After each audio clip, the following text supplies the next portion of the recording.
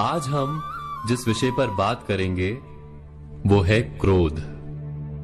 क्रोध वो भावना है जो हमारे सारे जीवन को घेर कर रहता है।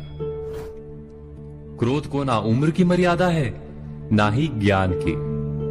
कब, कहां और किस कारण से क्रोध पैदा हो जाए वो कोई नहीं जानता। और जब क्रोध जन्म लेता है तो तुरंत ही विचार करने की शक्ति खो जाती है। बुद्धि पर अंधकार छा जाता है।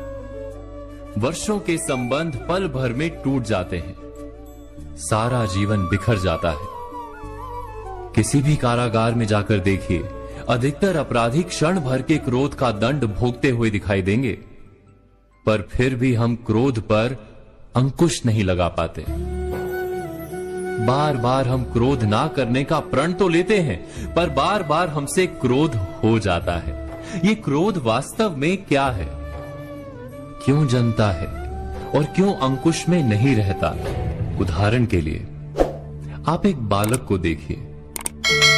उसे किसी वस्तु की इच्छा होती है और उस समय अगर उसे वो नहीं मिलती या कोई उसे भयभीत करता है तो वो प्रतिक्रिया देता है।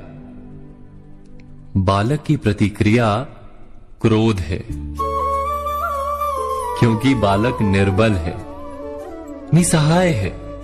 बालक अपनों से बड़ों को अपने वजूद का एहसास, अपने अस्तित्व की प्रतीति करवाने का प्रयास करता है क्रोध के माध्यम से।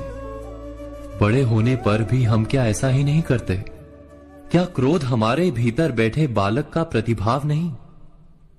अर्थात क्या क्रोध वास्तव में केवल बालक जैसे व्यवहार का नाम नहीं? जब अहंकार को घाव होता है, जब भय लगता है, जब कोई वस्तु हमें प्राप्त नहीं होती, तब हमें क्रोध आता है, ठीक किसी बालक की भांति। हम जानते हैं कि आईने के सामने खड़े होकर मुंह बनाने का खेल बालकों को शोभा देता है, बड़ों को शोभा नहीं देता। फिर भी हम बालक की भांति क्रोध करना बंद नहीं करते। हम अनुभव से जानते हैं, दूसरों को देखकर बता सकते हैं कि क्रोध से कभी कुछ प्राप्त नहीं होता।